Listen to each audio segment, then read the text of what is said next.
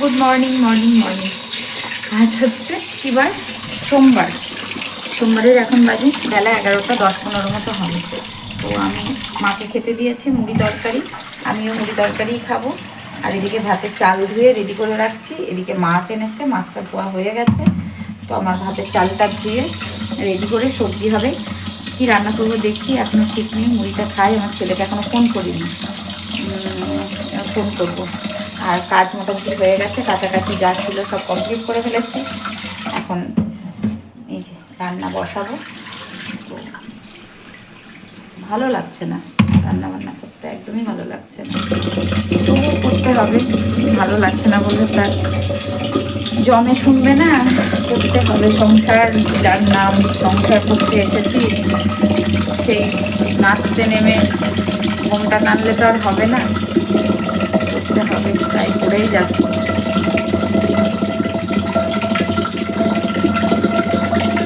ভাত করবো, ছোটো মাছ, ময়া মাছ না কি বলে, সেই মৌরলা মাছ না ময়া মাছ, যাই হোক সেই মাছ এনেছে। ওই মাছটা, ভাতের জলটা রেডি করে রাখলাম, ওই মাছটা করব। বাটা মাছের সর্ষে পোস্ত করব। আর হচ্ছে ফুলকপি বেগুন ওইটা দিয়ে মৌরলা মাছটা করব। হলো, কালকেকার চিকেন রয়েছে, অনেকটাই রয়েছে। আর কালকে তো অনেক রান্না করেছিলাম, ডাল তরকারি চিকেন যা কিছু। ডাল তরকারিটা এখন মুড়ি দিয়ে একটু খেয়ে নেব। আর চিকেনটা রয়েছে, চিকেনটা কাল হবে। কি বলতে গেলাম, কাল হবে বলতে কি, আমি খাবো চিকেন, কেউ খাবে না আজকে। কারণ একে তো কালকের, আর হচ্ছে দ্বিতীয়ত হচ্ছে কান্তিবাবু চলে যাবে, আর মা চিকেন খায় না। তো যার জন্য চিকেন কেউ খাবে না, আমিই খাবো। আর এখন ডাল তরকারি দিয়ে মুড়ি খাচ্ছি। আজকে প্রচণ্ড ঠান্ডা বন্ধুরা, প্রচণ্ড ঠান্ডা, প্রচণ্ড, খুব ঠান্ডা আজকে, খুব খুব ঠান্ডা। মানে এত ঠান্ডা বলার মতো না, প্রচণ্ড ঠান্ডা পড়ছে আজকে। চলো রোদ্রে বসে একটু খাই, খেয়ে দিয়ে তারপরে বসো বসো, তুমি বসো। মা বসেছে এখানটায়, আমি এখানটায় বসি। বড়িগুলো সেদিন রোদে দিয়েছিলাম, মা বলছে বড়িগুলো রোদে দিলে হ্যাঁ একটু না, ওই জন্য ওই রকম শক্ত বিচ্যুতি হয়েছে, ভালো লাগে, ভালো হয়। একে তো শিলে বাটা, একটু বেশি করে ফাটতে হতো, তারপরে আবার চলো এখানে খাবার নিয়ে বসেছি। ভেঙে দিবি। ভাজতে দিয়ে ভাজবো, কড়াতে তেল দিয়েছি, এদিকে ভাত বসিয়ে দিয়েছি। আর এখানে চুনো মাছটাও ভাজবো, ওটা লবণ মাখাবো। আর এই বাটা মাছটা সর্ষে পোস্ত দিয়ে করবো। আজকে ইচ্ছে করেই ছোটো মাছ আনতে বলেছি, কারণ আমাদের বাড়িতে বড় মাছ কেউ খাচ্ছে না, যার জন্য ছোটো মাছ। চল কড়াতে তেল দিয়েছি। আর বাইরে রোদ্দুর যেমন উঠেছে তেমন ঠান্ডাও পড়েছে বন্ধু, ভীষণ ঠান্ডা, কি বলবো, প্রচণ্ড ঠান্ডা পড়েছে। ভেজে নিই মাছগুলো, এই মাছগুলো খেতে আমার বাবু খুব ভালোবাসে। ছোট্ট ছোট্ট মাছ, মানে সর্ষে পোস্ত দিয়ে। এই বাটা মাছই যদি একটু বড় হয় না, তো সে তার মধ্যে কাঁটা থাকে, যার জন্য আমার ছেলে খেতে পারে না। তো এইগুলোতে একটু কাঁটা কম থাকে, তো আমার ছেলে এইগুলোই খেতে পারে।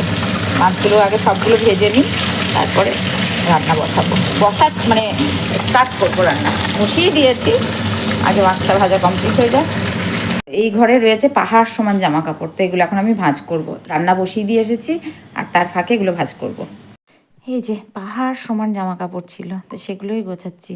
এই ঘরটাতে কান্তিবাবুর জামা কাপড়গুলো যদি আমি গুছিয়ে রাখি না, ও হাত দিতে দেয় না, খ্যাচ খ্যাচ করে, কোথায় খুঁজে পায় না, এটা করে না সেটা করে না।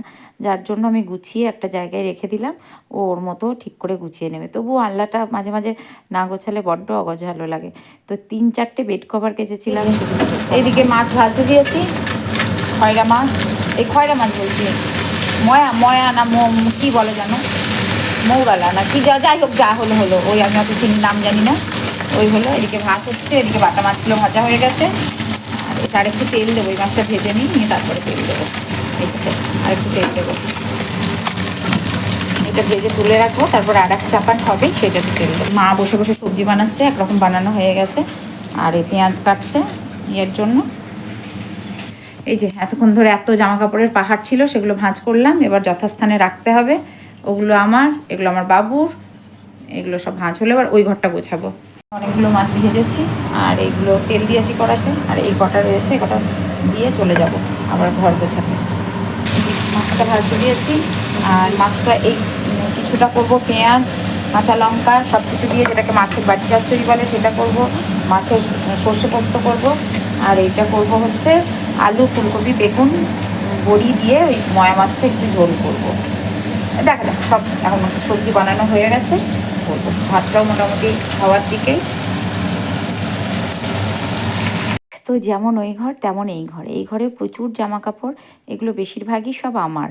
আর বাবুর যা জামা কাপড় ছিল আমি প্রচুর ভিতরে ঢুকিয়ে রেখেছি, এক পাহাড় সমান জামা কাপড়, সেগুলো গোছাচ্ছি। তো আমি এখন রাত্রিবেলায় ভয়েস ওভার দিচ্ছি, আর ভয়েস ওভার দিতে শুনতে পেলে রিং বাজলো, তো আমার ছেলে ফোন করেছিল। এইটাও কমপ্লিট করে ফেলেছি, বিছানা টিছানা গুছিয়ে ফেলেছি, আর আনলাটা ব্যবস্থা করলাম, কারণ এখানে প্রচুর জামা কাপড়, সব আমার। আমার বাবুর নাই, কারণ নেই, এগুলো যত কিছু সব আমার। মায়ের একটা শাড়ি আছে, আর সব আমার। বিছানা গোছানো সমস্ত মোটামুটি হয়েছে।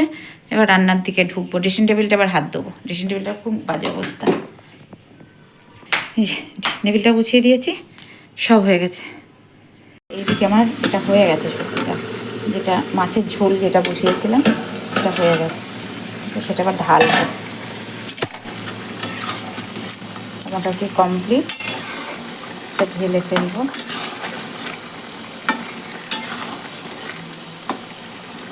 আর খুব অল্প তরকারিতে, মানে অল্প মশলাতে রান্না করছি, কেন হচ্ছে ঝোল করবো না বেশি, তরকারি মাখা মাখা করবো। আর একটু এবার ঢেলে ফেলবো। এটা হয়ে গেছে আমার। আর এদিকে শাকটা বসিয়েছি, শাকটা ঢেকে দেবো। তো রান্না মোটামুটি কমপ্লিট, মোটামুটি কেন কমপ্লিটই। এবার বাসনগুলো ছিল, বাসনগুলো মেজে নিচ্ছি, কারণ আমি এখন বলি না যে বাইরে বসে বাসন মাজলে আমার খুব প্রবলেম হয় কোমরে, যার জন্য সিঙ্কে দাঁড়িয়ে দাঁড়িয়ে মেজে নিচ্ছিলাম। আর মা, আমি পুজোর বাসনটা ধোবো না, মা পুজোর বাসনটা ধুয়ে কলতলাটা একটু পরিষ্কার করে দিল, মানে ঝাড় দিয়ে দিল। ওই তুলসীর পাতা টাতা পড়েছিল, সেগুলো মা পরিষ্কার করলো। আর আমি তখন এদিকে বাসনগুলো ধুয়ে নিচ্ছিলাম। আর আজকে আমার না প্রচণ্ড ঠান্ডা লেগেছে। তোমরা বলো তো কেমন ঠান্ডা পড়েছে তোমাদের ওদিকে? আমার পলাশিপাড়াতে তো আজকে প্রচণ্ড ঠান্ডা পড়েছে। এত ঠান্ডা, আমি আজকে হাত পা আড়ষ্ট হয়ে যাচ্ছিল। তো যতটুকু বাসন ছিল আমি সিঙ্কে দাঁড়িয়ে দাঁড়িয়ে এখানেই মেজে নিলাম। আর গ্যাস ওভেনটা পরিষ্কার করতে হয়, সেটা করে নিলাম। সমস্ত কিছু করে এবার ঘরটা মুছে যাব স্নান করতে। ঘরটা ঝপাঝপ মুছে নেব, তা করতেই কান্তিবাবু ঢুকে পড়েছে। আজকে তাড়াতাড়ি সোমবার, দোকান বন্ধ আমাদের, যার জন্য সকাল সকাল কান্তিবাবু চলে এসেছে।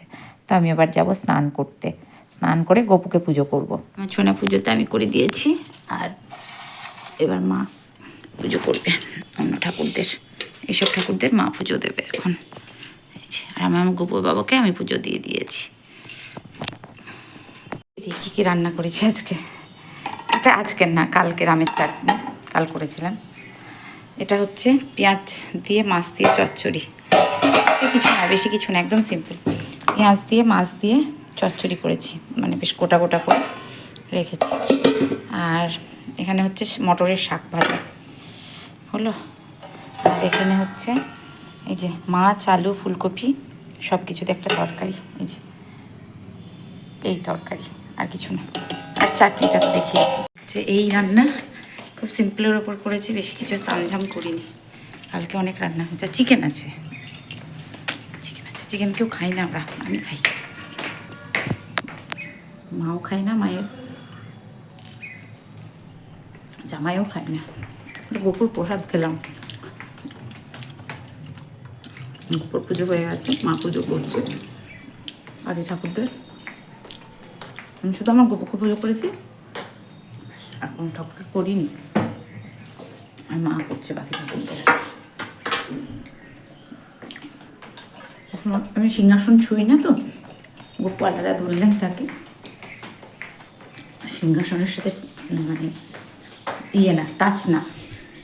দুধ নিতে আসলাম, দুধ আসবে ছেলেটা, এক্ষুনি দুধ দিতে আসবে। কান্তিবাবু এসেছে, স্নানে যাবে। মা তুলসী গাছে জল দিয়ে ধূপ কাটিয়ে রেখে গেছে। আর আজকে না প্রচণ্ড ঠান্ডা, বন্ধুরা কী বলবো, প্রচণ্ড ঠান্ডা লাগছে। আমার তো লাগছে, খুবই ঠান্ডা লাগছে। স্নান করলাম ঠান্ডা জলে, মা বাথরুমে ছিল, আমি বাইরেই করে নিয়েছি ঠান্ডা জলে।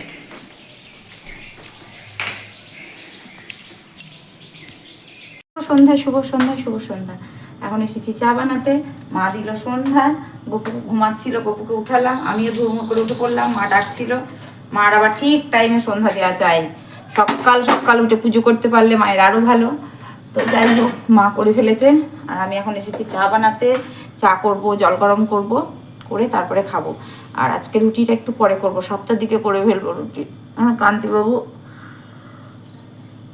বেরিয়ে যাবে, ও সকাল সকাল রুটিটা করে খেয়ে নেবে, ও মাও খাবে।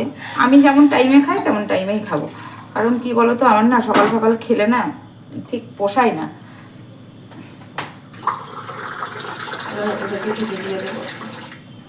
জলটা খাই, প্রচন্ড গলা শুকিয়ে যাচ্ছে।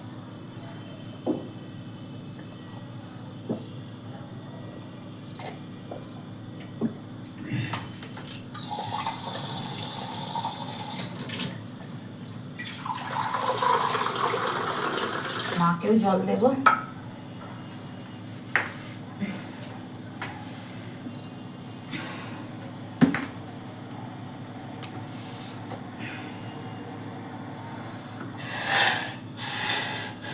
আর বানাবো হচ্ছে চা। কান্তিবাবু নেই, কান্তিবাবু আসুক তখন আবার বানাবো। এখন আমি তো সন্ধ্যাবেলাতে আমার একটু চা লাগেই, ঘুমালেও লাগে, না ঘুমালেও লাগে। আবার কোনো দিন বিকেলবেলাতেও চা খাই, যদি একটু কান্তিবাবু যদি সোমবার করে বিকেলবেলায় বেরিয়ে যায়, আমি যদি জেগে থাকি তাহলে বলি কি চা করে দেবো, তখন বলে করো, খাবো, একটু করে দিই, খাই। তো কিন্তু তাহলে আমি ঘুমিয়ে পড়েছিলাম, তো না হলে ওকে করে দিলে খাই। তো কী চা করবো, আমি নিজেই বলি, ও কোনোদিন বলে করতে হবে না, আমরা একটু করো, করি, তুমিও একটু খাও, আমি একটু খাই, তখন বলে ঠিক আছে খাও, করো, তারপর মাকে জলটা দিয়ে আসি। ওইটা মাখো না, আবার মাখো, সারাদিন মাখো এটা।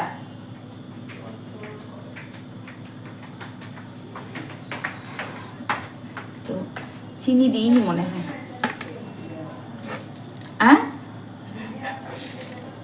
হ্যাঁ, নিভিয়াটা ড্রাই খুব, ল্যাকমিটা খুবই ভালো, ল্যাকমি স্পিচ মিল্কটা তো আমার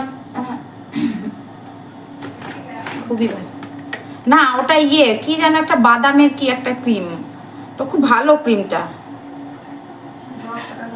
এই যে আমার গাল কি সুন্দর নরম, আমি সারা বছর আমার হয়ে গেল। হ্যাঁ হয়ে গেল, জল দিয়ে এসেছি টেবিলে, বিশুর দোকানে পাওয়া যায় ওইগুলাই নাকি? হ্যাঁ হ্যাঁ হ্যাঁ, সন্ধ্যা দিয়ে। তোমার মেয়ের খারাপ গুণগুলো বলো। কথা শুনে না, আবার কি বলবো। হ্যাঁ, কটা শাড়ি কেনে সেটা বলো। কথা শুনে না, আর কি শাড়ি কেনে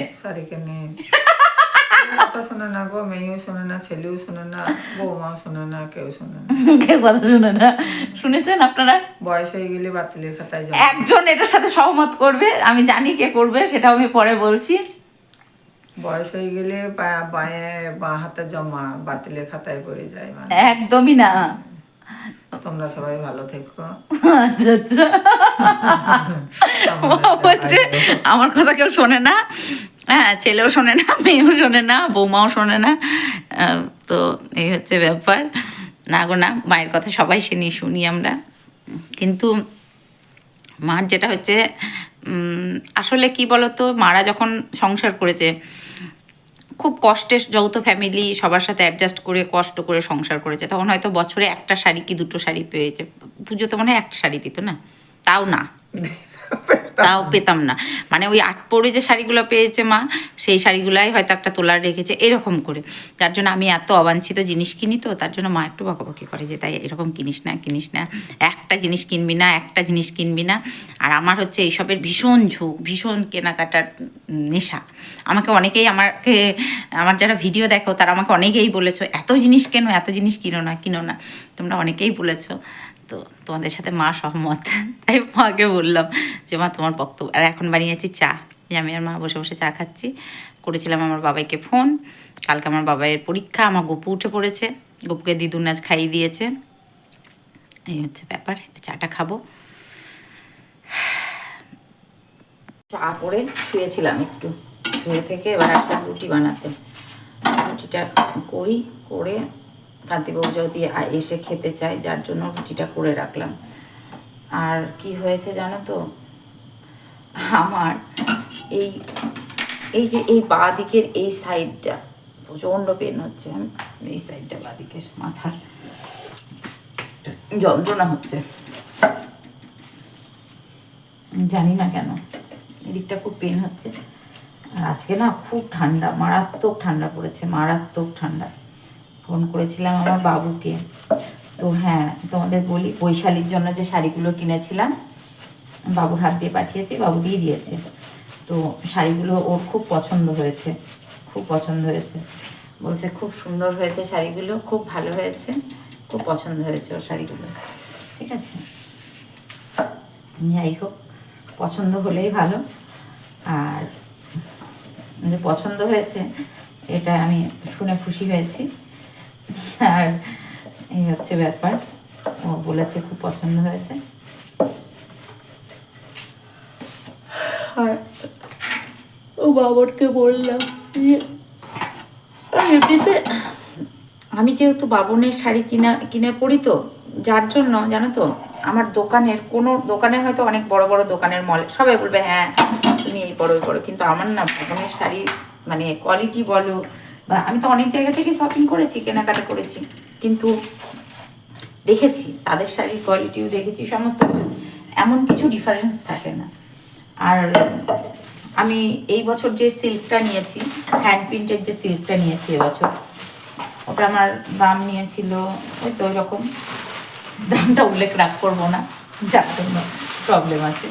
তো যাই হোক, হ্যান্ড প্রিন্টের যে পিওর সিল্কটা নিয়েছিলাম, ওই সিল্কটা এত ভালো কোয়ালিটি, এত ভালো শাড়িটা, ভীষণ ভালো ভালো, মানে ব্ল্যাকও ঠিক না, কালারটা ঠিক কেমন টাইপের একটা, মানে খুব সুন্দর, বেগুনিও না ব্ল্যাকও না, কেমন একটু নস্যি কালার, মানে কেমন কালারটা ভীষণ সুন্দর, যেটা আমি বাবনের সঙ্গে নিয়েছিলাম এবার ইয়েতে কি বলে এবার নিয়েছিলাম তো পুজোতে। শাড়িটা ভীষণ ভালো হয়েছে, বিশ্বাস করো বন্ধুরা, ভীষণ ভালো হয়েছে শাড়িটা। আর আমি তো বাবনের শাড়ি কিনি পরি, বেশ ডিফারেন্ট শাড়ি থাকে, যে একই রকম শাড়ি সবাই পরছে বা এরকম না, বেশ এক এক রকম শাড়ি থাকে, শাড়িগুলো ভালো লাগে।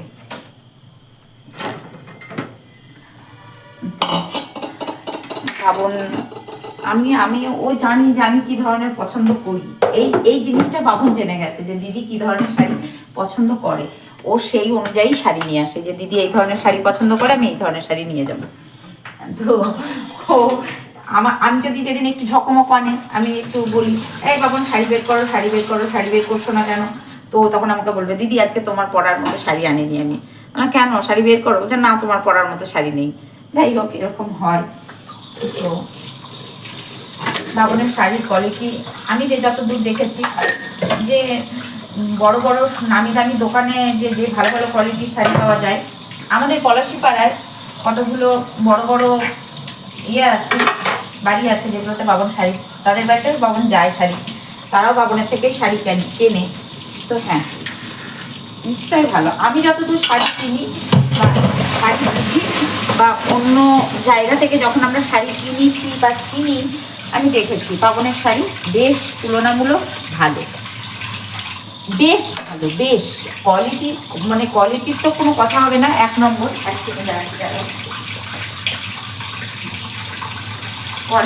কোয়ালিটিও যেমন ভালো, শাড়ির বেশ ভালো। আমাদের পাড়াতে তো মোটামুটি হ্যাঁ, তবে বাবন আজকে কথাটা আমি বলছি, আমাকে বাবনকে চিনিয়েছে হচ্ছে পূর্ণিমাদি তো মারা গেল, পূর্ণিমাদি প্রথম আমি বাবনের সঙ্গে একটা কিনেছিলাম, কি একটা শাড়ি কিনেছিলাম আমার ঠিক মনে আসছে না, যাই হোক আমাকে বাবনকে চিনিয়েছে হচ্ছে পূর্ণিমাদির সর্ষে আমি বাবনের থেকে শাড়ি কেনা শিখেছি। পূর্ণিমাদি আজকে নেই, তাই পূর্ণিমাদি বলতো শেষের দিকে বাবনকে, হ্যাঁ তোকে ঝুমাকে চেনা লোকে, তুই ঝুমাকে চিনতিস, এখন তুই ঝুমার আসিস না, হ্যাঁ এরকম বলতো, রাগানোর জন্য বলতো। যাই হোক, তো পূর্ণিমাদি আমাকে বাবনকে চিনিয়েছে, বাবনের থেকে আমি শাড়ি কিনছি। এই দেখো, এখন আমার আর মায়ের খাওয়া দাওয়া হয়ে গেছে, মা এই যে বসে ফোন দেখছে, এই যে, আর আমি বসে আছি। তো এখন শুয়ে পড়বো, মশারি খাটানো হয়ে গেছে, আমার গপু শুয়ে পড়েছে, মায়ে শয়ন দিয়েছে আজকে গপুকে, গপু দিদুনের সঙ্গে শয়ন নিয়েছে, আমি এবার শুয়ে পড়বো, ভিডিওটা এডিটিং করব, করে শোবো। তো চলো আজকের মতো আসি, দেখা হচ্ছে নেক্সট ভিডিওতে। সবাই ভালো থেকো, সুস্থ থেকো, ভালোবাসায় থেকো। দেখা হচ্ছে নেক্সট ভিডিওতে। Tata, love you all. আর হ্যাঁ, বেশি করে ফল খাও, বেশি করে জল খাও অবশ্যই। আর মা এই যে এখন ফোন দেখবে, ফোনে কী কী হবে না হবে দেখবে এখন, এই যে হাতে ফোন। চলো, তা আমার ভাইপো বলছে সবার একটা করে ফোন, শুধু আমারই ফোন নেই। বলছে আমারও ফোন, আমার ফোন নেই, তো ওকে একটা ফোন কিনে দিতে হবে আমার ভাইপোকে। চলো টাটা, গুড নাইট, সবাই ভালো থেকো, সুস্থ থেকো।